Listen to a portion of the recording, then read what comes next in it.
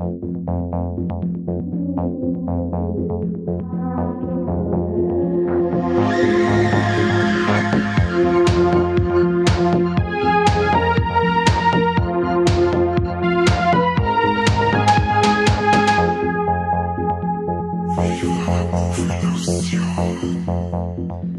willkommen zu einer neuen Folge Viva la Movielusion. Mein Name ist Corby und mit dabei habe ich ja eigentlich fast schon John Carpenter in Form von Mike. Mike, servus, Christi. Servus, nennt mich Snake. Okay, Snake. Ist das ein Kompliment für die, wenn ich die hier mit John Carpenter vergleiche? Ja, auf alle Fälle. Ist ja einer von meinen, sag jetzt mit 2 oder 3 Lieblingsregisseure, weil ich den sein Schaffen einfach vergöttert. Also das ist einer der den Titel Master of Horror auf jeden Fall verdient hat. Ja, dann ist es ja ein schöner Zufall, dass wir heute auch noch glatt über einen Film von ihm reden. Cool. Aber es ist dieses Mal kein Horrorfilm. Trotzdem verlasse ich mich hier voll und ganz auf deine Expertise. Ich habe den Film das erste Mal gesehen und das wirst du wahrscheinlich jetzt eh gleich in der Folge dann um die Ohren hauen, was mir eigentlich einfällt, dass ich so eine Ikone der Filmgeschichte erst so spät sehe, oder? Ja, leider. Also wir haben halt wieder eine dieser Folgen der Movie Virgins. Das ist ja die andere von den Filmen, die ich als Kind heute schon gesehen habe. Also als Kind? Als VHS-Zeit. Ich kann aus dem Nähkästchen plaudern. Ich bin ja viel bei meiner Oma gewesen in der Schulzeit. Und da ja auch wieder da der Einzige war, der im Videorekorder richtig programmieren hat können und im Vorabendprogramm einen Trailer gesehen habe von die Klapperschlange. Da haben wir gedacht, wow, leck. Ein Typ mit Augenklappe, Barashosen und riesige Knarren, das muss ich sehen. Und dann habe ich gesagt, okay, 23 Uhr, was hier? Ist der Film dann gelaufen und dann bin ich runter, hab den Videorekorder eingeschaltet, während mein Opa aber im Wohnzimmer geschlafen hat. Also das war schon richtig Mission Impossible mäßig, dass man sich da runterschleicht, den Videorekorder einschaltet, dann das in Kauf nimmt, dass dann das Lampe leuchtet und dann eventuell der Opa dann aufwacht. Aber es hat alles super geklappt. Und ich hab mir dann am Tag drauf nach der Schule die Klapperschlange anschauen können auf VHS. Im Kinderprogramm. Im Kinderprogramm. Aber was wird ich da gewesen sein? 10.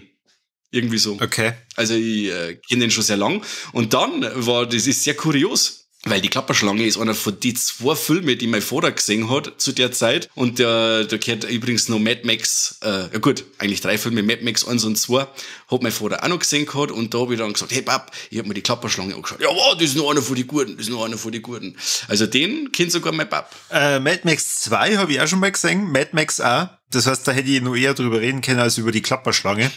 Okay. Aber da du ja weißt, dass ich mir vor ewigen Zeiten einmal die John Carpenter Blu-ray-Box gekauft habe mit einer exquisiten Auswahl an Filmen, habe ich mir gedacht, ja, dann machen wir doch da mal wieder einen Film daraus. Und ich weiß schon, du wartest eigentlich die ganze Zeit nur drauf, dass ich zu dir sage, hey, jetzt ist soweit, jetzt schauen wir uns Halloween an. The Thing, da hat man noch mehr unter die Nägel brennen, muss ich sagen. Oder The Thing, da haben wir ja auch schon mal zumindest drüber gesprochen. Ja. Aber wir haben jetzt hier einen anderen Film mit dem Kurt Russell und du hast es ja schon gesagt, die Klapperschlange.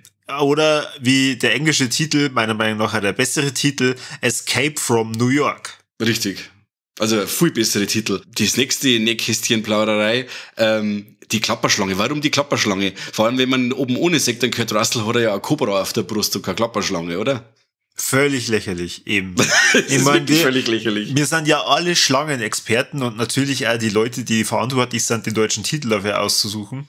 Ja. Daher Schande über euch, Leute aus den frühen 80ern, dass ihr nicht den Unterschied zwischen einer Klapperschlange und einer, was war's, eine Ringelnatter? Na, was hast du gesagt? Ein Cobra. Ein Cobra. Und der Cobra erkennt's. Das ist schon ein Wahnsinn, oder? Das ist wirklich, wirklich schwach. Vor allem, warum übersetzt man den Escape from New York die Klapperschlange? Warum macht man denn nicht Flucht aus New York draus? Keine Ahnung. Beim Sequel dann später in den 90er waren es dann ein wenig schlauer. Da haben sie dann eingedeutscht einfach als Flucht aus L.A. Tja, was natürlich halt dann wieder keinen Sinn macht, wenn der Film dann nicht die Klapperschlange schlägt zurück oder so. Oder die Klapperschlange jetzt erst recht. Yeah. Ja. Gut, um was geht's denn in die Klapperschlange? Es geht um die Stadt New York. Und zwar die Kriminalität in den 80ern ist so dermaßen gestiegen in den USA, dass man gesagt hat, okay, die ganzen bisherigen Gefängnisse, die reichen gar nicht mehr aus, so viel Kriminalität gibt's. Und deswegen macht man Manhattan einfach zu und macht daraus ein Hochsicherheitsgefängnis. Also praktisch aus der kompletten Insel.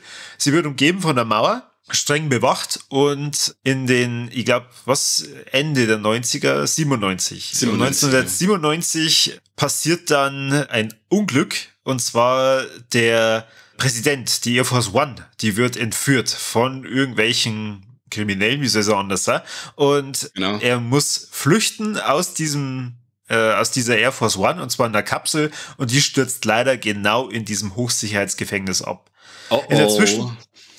Genau, richtig. In der Zwischenzeit sieht man, wie unser Protagonist, der Snake Plissken, gefangen genommen worden ist und in diesem Hochsicherheitsgefängnis ankommt und da sein restliches Leben tristen soll. Aber er hat schon einen gewissen Ruf und deswegen wird er dazu verdonnert, dass er den Präsidenten retten soll. Mhm. Das, glaube ich, beschreibt den Film schon mal ganz gut. Hervorragend. Ja, dann geht's los, die wilde Sause.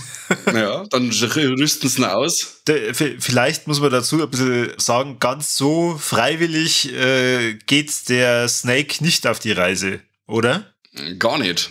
Sie setzen ja das Messer auf die Brust und sagen dann, alter Schwede, du kriegst jetzt von uns was injiziert und wenn du das nicht machst und bekommst nicht innerhalb von was waren's? Wie viele Stunden? 24 Stunden? Oder? 24 Stunden wieder zurück. Dann brauchst du da gar nicht mehr zurückkommen, weil dann fällst du einfach dort um und bist hier, weil, die Arterien platzen irgendwie. Die Arterien platzen, genau. Und somit haben wir nicht bloß den Druck, dass der Snake jetzt quasi auf feindlichem Terrain den Präsidenten finden muss, sondern auch noch unter Zeitdruck ist, weil er sonst seinen Kopf verlieren wird. Ja, diese ganzen Kriminellen, die haben quasi aus Manhattan da eine kleine... ja, im Prinzip, die haben eine eigene Gesellschaft gegründet. Genau, richtig. Und zwar erinnert mich das sehr, sehr stark an, und ich weiß schon, du bist mit Videospielen nicht ganz so vertraut wie ich. Das hat mich total an dieses Cyberpunk 2077 erinnert, aber gepaart eben mit der guten alten Zeit der 80er. Es ist schon so ein bisschen verrückt. Es schaut halt so aus, als wenn diese typischen Klischee-Punks praktisch das System übernommen haben und halt da so ihre eigene Rangordnung haben. Es gibt Leute, die anscheinend nur noch in der Kanalisation leben. Es gibt dann Leute, die halt da so leben und versuchen zu überleben. Und dann gibt's so die Leute, die dem Duke folgen. Und der Duke ist sowas wie der Chef halt da in diesem Hochsicherheitsgefängnis. Also nicht der Polizeichef, sondern halt der kriminellen Chef. Ja, dieser Vergleich mit dem Spui ist ja nicht von ungefähr, weil der Film ja auch als Vorläufer von dem ganzen Cyberpunk ja auch gilt. Der ist 1981 quasi in die deutschen Kinos angelaufen, also ganz schön früher, und hat dann ewig viel Spin-Offs noch sich gezogen, auch ganz viel aus Italien, die wo alle da auf der Schiene da mitgelaufen sind. Also da gibt's ganz viel, wenn man da ein wenig schaut und sich für das ganze Genre ein wenig interessiert. Da in die 80er ist ganz viel dann gekommen, dass sie an die Klapperschlange angelehnt hat. Ja, der Film ist ja, du hast es gerade gesagt, 81 oder in die frühen 80er rausgekommen und spielt ja 20 Jahre oder fast 20 Jahre später. Und dadurch haben sie halt viele Ideen in den Film reinbracht, was jetzt so futuristisch ausschauen soll. Unter anderem riesige Handys, fand ich geil. Also praktisch ein Handy so groß wie, was wären das gewesen? So eine Schuhschachtel, oder? Ja, aber das sind aber Funkgeräte, Corby. Das kann schon mal sein, dass die so groß sind. Sicher, ein Funkgerät. Das waren Funkgeräte, ja. Ja, jetzt erklären wir den Unterschied zwischen einem Funkgerät und einem Handy. Oh Gott, willkommen bei Viva la Movolution, der Technik-Podcast. Ja, du kannst quasi, du weißt doch, wie der Funkgerät funktioniert, du musst da auf eine Welle sein quasi und du hast jetzt da keinen Netzempfang im Endeffekt. Also waren zu der Zeit diese Funkgeräte schon so groß. Mittlerweile sind sie ein wenig kleiner, aber ich glaube, dass das eher in die Funkgerätrichtung gegangen ist. Ich glaube, das ist das gleiche Netz wie bei den Handys auch. Okay. Okay, Freak. Die nächste Mal, wenn ich einen John Carpenter triff, frage ihn einfach. Ich hab noch schon mal treffen dürfen im so einem Horrorfilmfestival und beim nächsten Mal frage ich ihn einfach. Scheiße mir gar nichts. Okay. Ja, und der Snake schaffte das dann, dass er einen Präsidenten findet. Ja, schon. Weil er einer von den Guten ist. Und aber der Präsident ist nicht allein und ist quasi gefangen vom Duke, der übrigens sehr geil gespielt wird vom Isaac Hayes, der in die 70er Jahre in ganz viel so Blaxploitation-Filme mitgespielt hat. Neben ganz viele andere berühmte Leute, die in dem Film noch mitspielen. Und somit sagt dann der Duke, sagt zum Snake, jetzt wird einmal sauber gekämpft mit einem von meinen Männern und wird gerestelt. Und die Szene ist eine von den geilsten vom ganzen Film. Ich find's super, wenn der Snake gegen diesen riesigen Typen kämpft. Ihr müsst euch das vorstellen, ein blutjunger Kurt Russell kämpft halbnackt gegen einen halbnackten Carney. Wie du den gesehen hast, hast du dann Carney denken müssen. Ja, sofort. Weißt du, die Menge, wie die Menge da abgegangen ist und gejubelt hat, habe ich gleich an Carney denken müssen. Okay. Passt. Genau, also die Wrestle-Szene mit dem Carney, die ist schon ziemlich krass und du hast es ja eigentlich schon gesagt, er findet ja dann den Präsidenten, rettet den Präsidenten und es gibt halt ziemlich viel Action innerhalb von diesem Hochsicherheitsgefängnis, was übrigens irgendwie ein geiles Wort ist, Hochsicherheitsgefängnis. Hochsicherheitsgefängnis Werther Kantine. Und auf jeden Fall, ja, schon. Auf jeden Fall trifft der Snake da auf diverse Leute, die ihn kennen. Also offensichtlich ist dieser Snake Plissken kein unbeschriebenes Blatt. Ja. Und viele haben eigentlich ja vermutet, dass er schon lang tot ist und sind halt dann erstmal positiv überrascht. Das ist super. Dass dann wieder treffen. Aber es würde dem Film gar nicht so richtig erklärt, wieso die den alle kennen, oder? Na, nicht wirklich. Also es gibt so bestimmte Einsätze, die einmal erwähnt werden und so, aber jetzt wird nicht wirklich Stellung genommen. Aber dieser Running Gag, dass immer heißt, ich sag dir das einmal einer sogar, ich dachte, du wärst größer oder so. Also ja, dieser Snake, dieses Worldbuilding um einen Snake rumdumm, also das soll uns schon als Zuschauer schon sagen, dass das einer mit die dicken Eier ist. Also dieses Männerbild, das der Snake repräsentiert, ist schon ja, sehr 80er und dann dieses, ja, ich meine, du bist tot, aber jetzt bist du immer noch da, weil du bist ja so ein harter Typ und so. Also es wird schon alles so in die Richtung drin, dass der Snake quasi die dicksten Eier im Stall hat. Genau. Vielleicht schon eine wesentliche Komponente, warum das eigentlich so wichtig ist, dass der Snake den Präsidenten rausholt, ist nicht nur, weil es natürlich der Präsident ist, sondern er hat eine Audiokassette dabei, wo es irgendwie darum geht, den nuklearen Holocaust zu vermeiden zwischen der NATO und der Sowjetunion. Genau. Das habe ich aber, also das ist entweder am Anfang so kurz angeschnitten worden oder dann in dieser Briefing-Szene vom Snake erklärt worden, dass ich das ehrlich gesagt dann irgendwie vollkommen verdrängt habe. Ja, es ist ja eine Nebensache. Es ist ja wichtig, dass Snake eine und dann die Besen auf den Snake und dann dieser Überlebenskampf. Das ist ja eigentlich das Primäre. Also alles andere ist ja eher Nebensache. Ja, und auf jeden Fall, ob der Snake nicht nur den Präsidenten retten kann, aus dem Hochsicherheitsgefängnis rauskommt und den nuklearen Holocaust verhindern kann, darum müsst ihr euch dafür schon auch den Film anschauen. Und wir reden jetzt so ein bisschen über die ganzen Trivia-Facts oder ich lasse mich jetzt hier mal berieseln, weil das erste, was ich dich gleich mal fragen wollte, du hast vorhin gesagt, neben dem Kurt Russell und dem Isaac Hayes spielen noch viele andere bekannte Schauspieler mit. Also den einzigen Schauspieler, der mir da bekannt vorkam, war nur der Harry Dean Stanton. Das ist ja The Brain, der Harold Hellman. Und der Rest war für mich, ja, weiß ich nicht, jetzt nicht so bekannt. Okay. Also, wie gesagt, der Hawk, der Lee Van Cleef, das ist ja einer von die, ich glaube, glorreichen 7, meine war das sogar. Dann der Ernest Borgnine, den kennen wir aus Magnum, die alte geile Serie mit Schnauzbart, Tom Selleck. Donald Pleasence, den musst du doch kennen, du hast doch Halloween schon mal gesehen, den ersten Teil, oder? Oder den zweiten, oder den vierten. bitte hier Zirpen einfügen.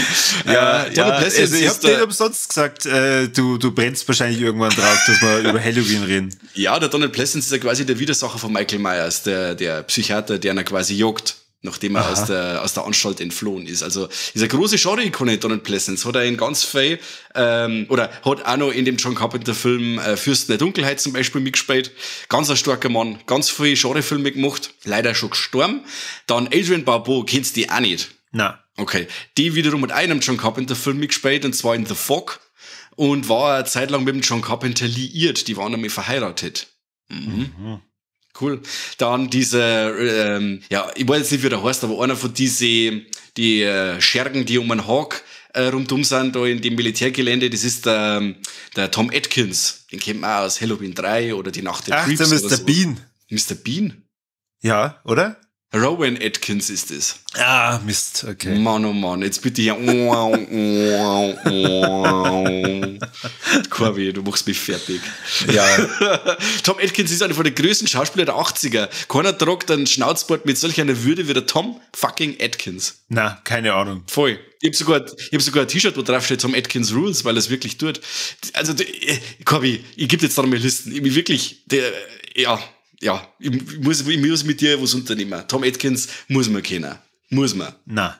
Also, wo hat der My Bloody Valentine 3D, den habe ich gesehen. Ansonsten kenne ich da keinen einzigen Film. Ja, aber die Nacht der Creeps muss man gesehen haben. Ganz großer 80er Zombie-Film. Oder Science-Fiction-Zombie-Film. Oder Halloween 3, den hasst zwar gefühlt jeder, aber ist, finde ich, einer von den besten, ja gut, Halloween-Filme, er ist halt einer von den Filmen ohne Michael Myers, oder der Film ohne Michael Myers, und den hasst eigentlich jeder, aber der Film selber ist super.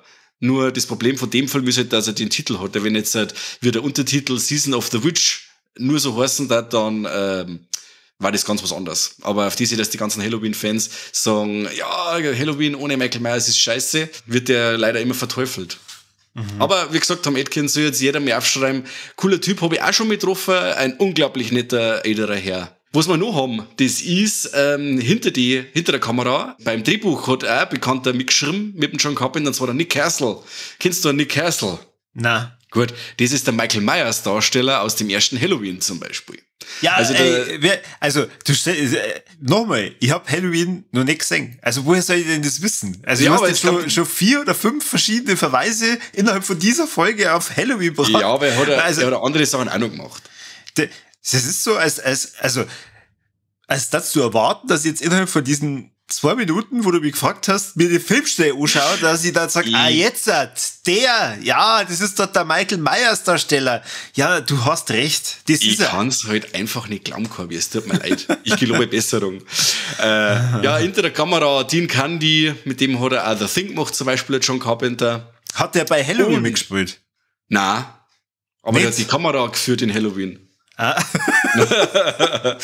Und noch etwas, ganz was Cooles, das weiß man nur, wenn man den Film auf Englisch schaut, und zwar diese Stimme am Anfang, die quasi da diese Ausgangslage erzählt, das ist Jamie Lee Curtis, mit der er Halloween gemacht hat, die Laurie Strode aus dem ersten Halloween.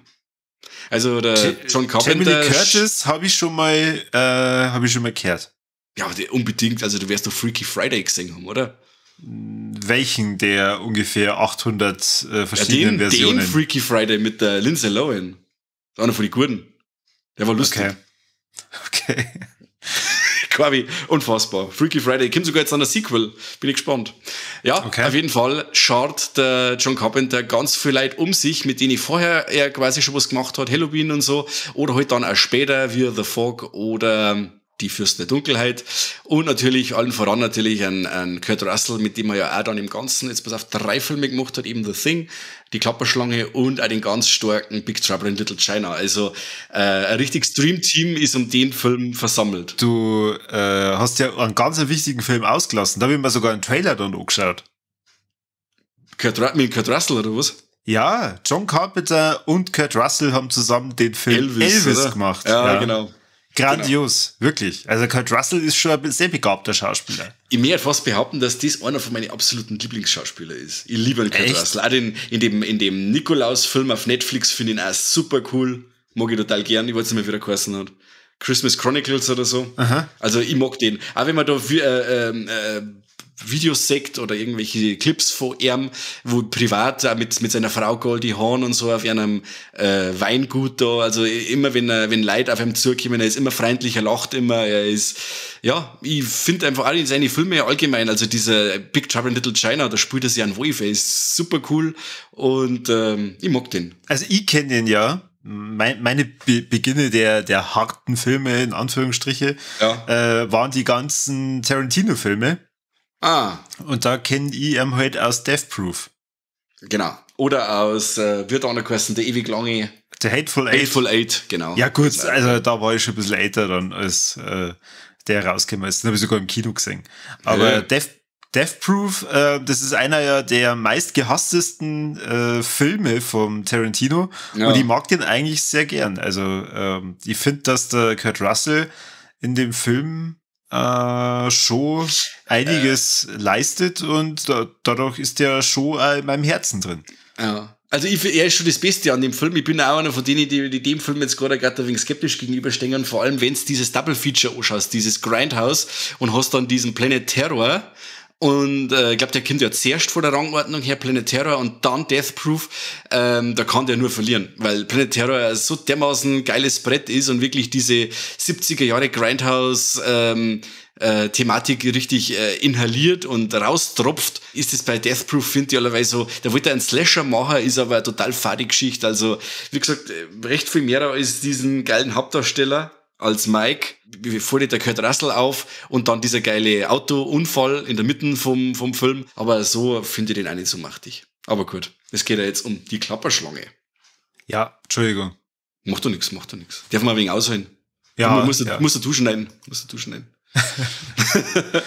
Jetzt pass auf mich beobacht. Ist dir die Musik aufgefallen in dem Film? Ja, die ist vom John Carpenter selbst. Ja. Da habe ich ja zu meiner Frau gesagt, hörst du das hat er selber gemacht. Und dann habe ich gehofft, dass das ja wirklich gleich dasteht, weil da war ich mir dann doch nicht mehr so sicher. Na, also Carpenter hat, ich glaube, wir haben in 80% von seinen Filmen Musik selber gemacht.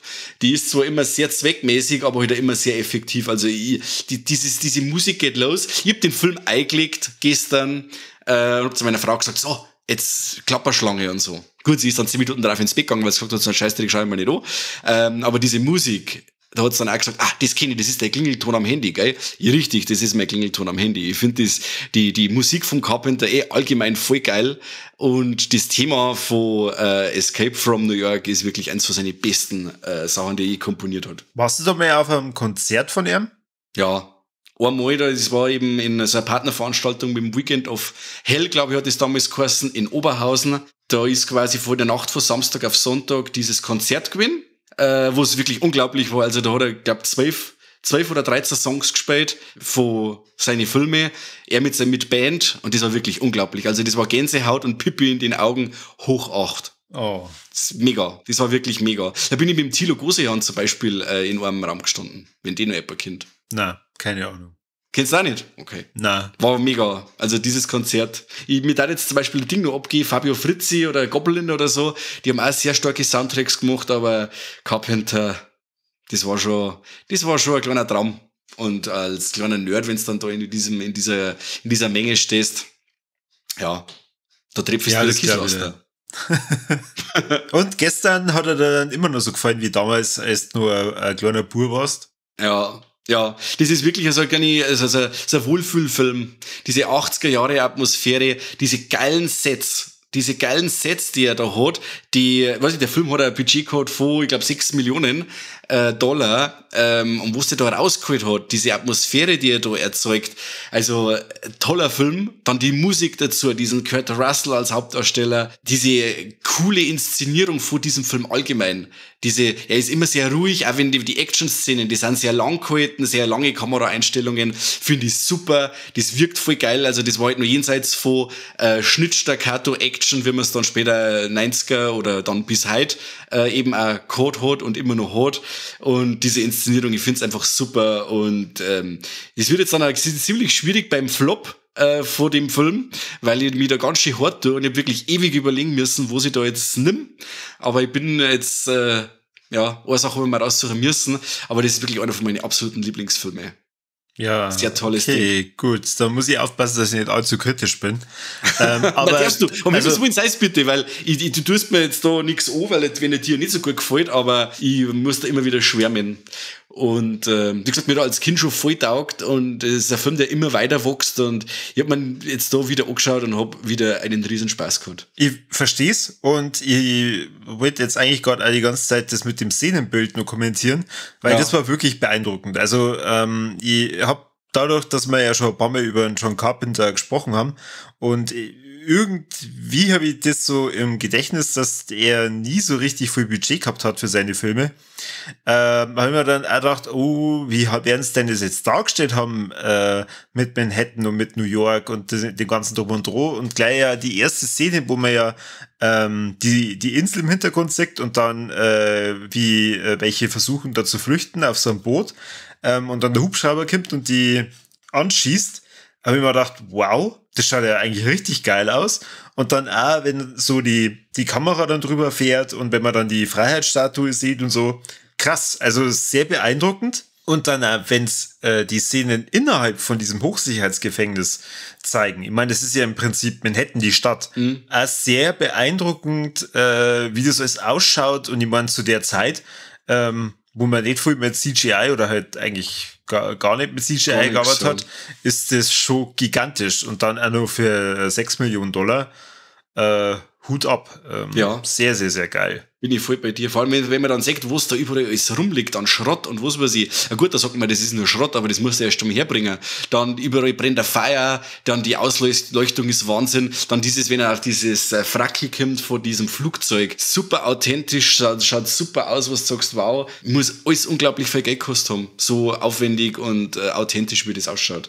Also, da bin ich voll bei dir. Ja. Das ist wirklich mega. Ja. Und dann auch noch diese Bedrohung die ganze Zeit rundherum. Also, weil er ist, wie gesagt, er ist allein und dann immer wieder kennen ihn Leute und reden mit ihm, die dann auch ganz oft das Zeitliche segnen müssen und dann kommen sie vom Gully aus, dann kommen sie durch die Wände und also dieses Bedrohungsszenario ist wirklich immer gegeben. Also es ist immer, man hat immer Angst um einen Snake, man weiß zwar, er ist ein cooler Hund und hat richtig dicke Eier, aber die Besen haben in der Überzahl und kommen von überall her. Wir haben halt auch wieder viel so Belagerungsthematik, die man auch vorher schon gehabt hat bei Assault, Anschlag bei Nacht, wo man sich auch gerne in unserer Podcast-Episode anhören darf dazu. Ist auch wieder da und aber so Horror-Elemente sind mit dabei. Er hat quasi nicht ganz ohne Horror auskommen können, wenn es diese fertigen Freaks sechst und dann die Musik dazu, diese Ausleuchtung, ist teilweise schon gruselig, finde ich.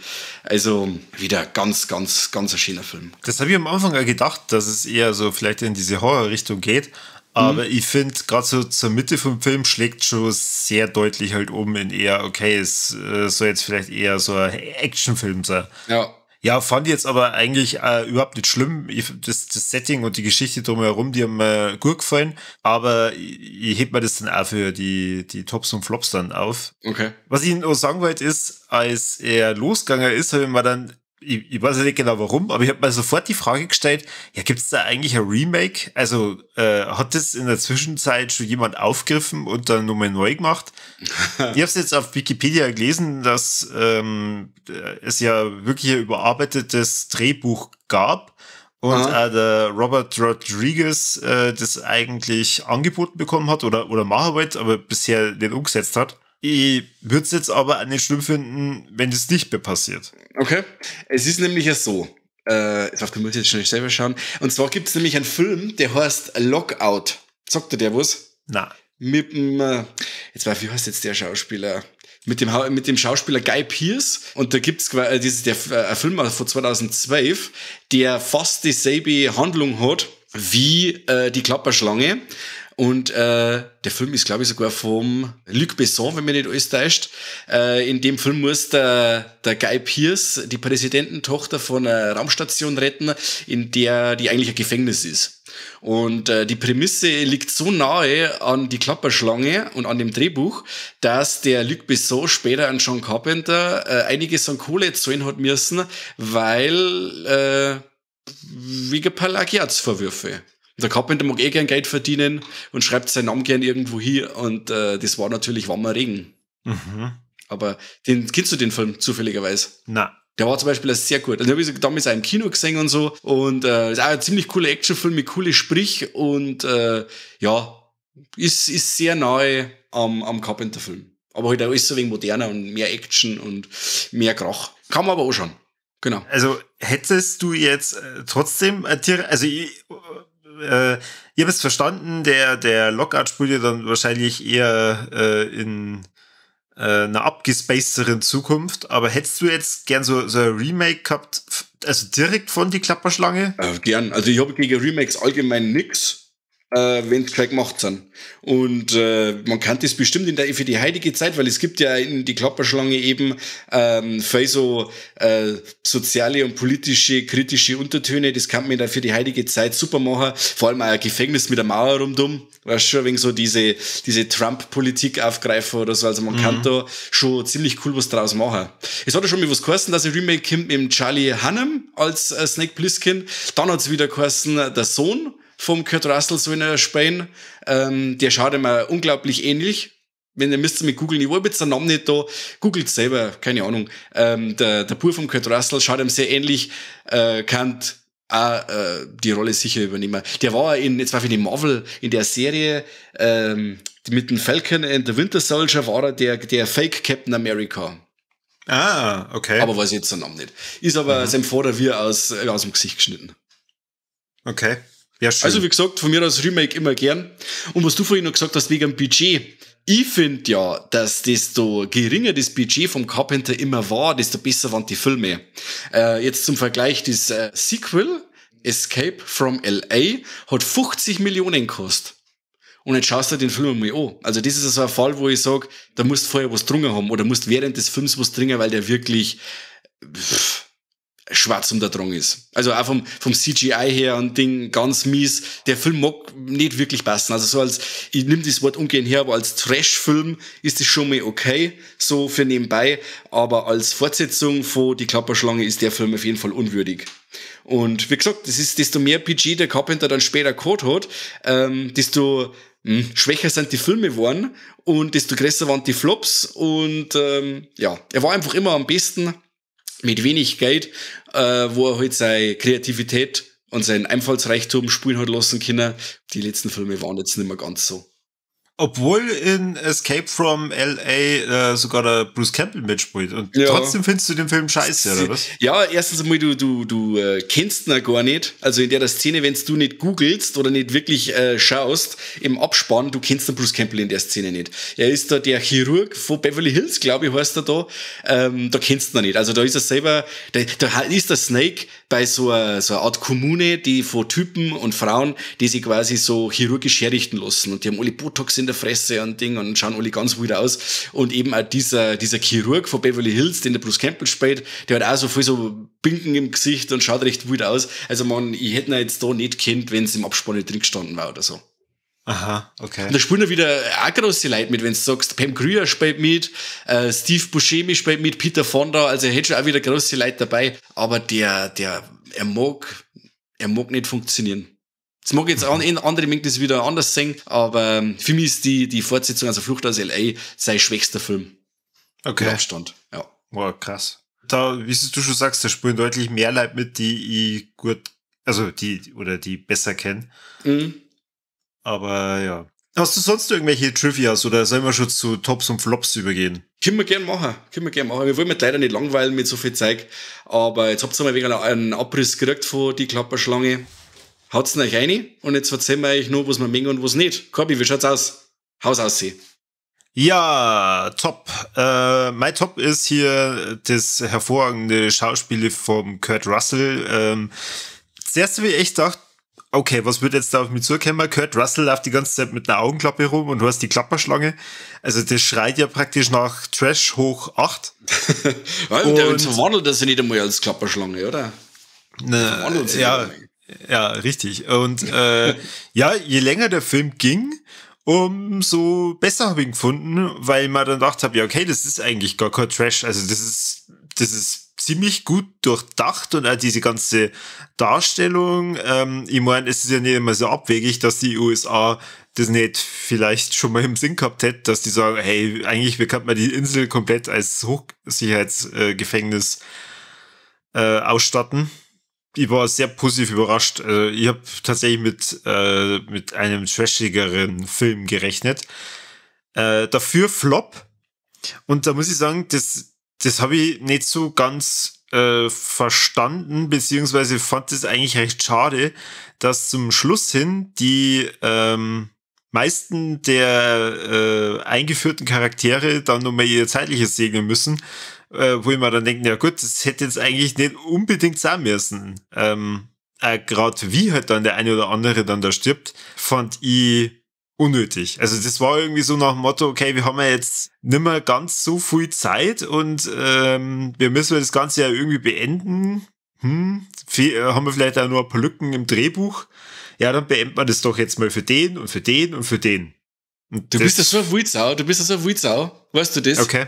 Ja, das haben wir nämlich auch aufgeschrieben. Genau ja, das. Schön. Und zwar explizit den Tod, also ich greife es jetzt einfach auf, und zwar explizit den Tod von der Adrienne Barbeau, die sie opfert, die quasi die auf der Straße stehen bleibt und dann auf den Duke schießt. Das ist genauso eine Szene, die hasse ich zum Beispiel auch bei Predator, wenn der Indianer quasi noch da steht im Void und der Schwarzenegger und die andere laufen davor und der zieht dann noch seine Westen aus und schneidet sie mit der Machete über die Brust um und er stellt sie jetzt quasi den Predator. Wo ich auch sage, ja, was hat der die bis jetzt das gebracht zum Beispiel? Der hat jetzt die alle anderen abbrackt, ob mit Waffe oder nicht oder sonst was und jetzt bleibt er da auf einmal zurück und bei ihr ist er jetzt im Endeffekt dasselbe.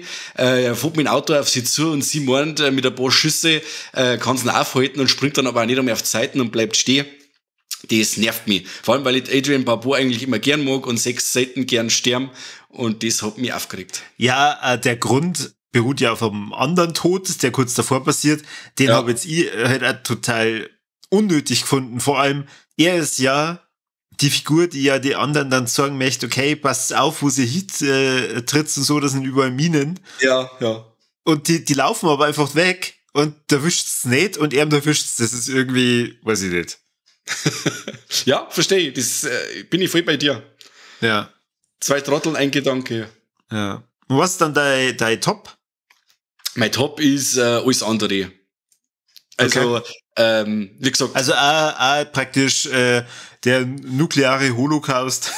Ja, vor allem, man darf schon ein wenig ausholen. Vor allem, es muss ja um was gehen. Es darf, weißt du, der Präsident allein, dann den ersetzt man halt, aber es geht ja quasi auch um den Weltuntergang im Endeffekt und da braucht man den besten Mann und da braucht man einen Snake. Also man darf schon ein wenig großkotzig ausholen. Er übernimmt sie auch nicht von seiner Prämisse her. Also ich finde, dass das schon nachvollziehbar ist und irgendeinen Aufhänger braucht man auch. Und gerade zu der Zeit eben auch mit Kalten Krieg und was weiß ich, da hat das dann meine ich schon recht gut reingepasst. Wenn die Leute sowieso Angst gehabt haben vor der Atombomben und hin und her.